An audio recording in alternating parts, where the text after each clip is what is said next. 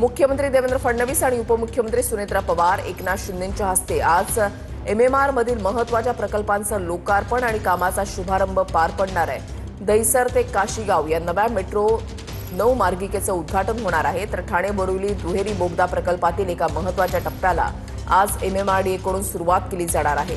13 metre व्यासाचे, 150 metre लांबीचे आणि 60 मीटर रुंदीचे आतापर्यंतचे सर्वात मोठे नायक नावाचं tunnel boring machine Thane launching शाफ्टमध्ये अर्थात भूगर्भामध्ये सोडले जाणार आहे। आणि याचबरोबर पॉट टॅक्सीचं ई भूमिपूजन देखील मुख्यमंत्री आणि उपमुख्यमंत्र्यांच्या हस्ते पार पडणार आहे।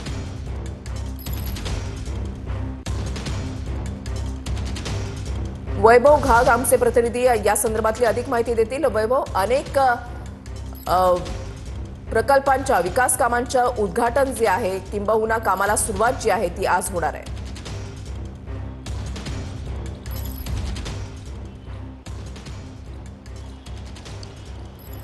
अगदी बरोबर आहे।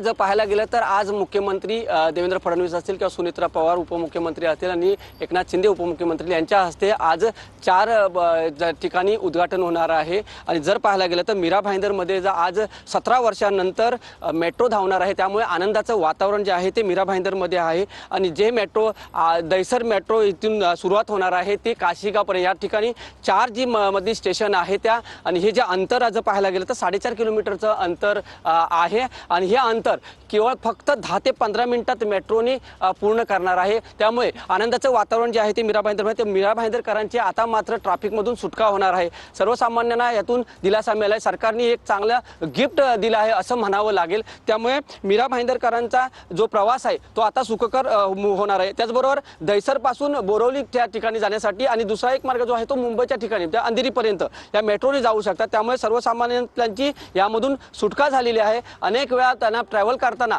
अनेक गोष्टीसाठी त्रास होत होता ट्रॅव्हल करताना, त्यामुळे सरकारने केलेल्या दिलेल्या सविस्तर माहितीसाठी।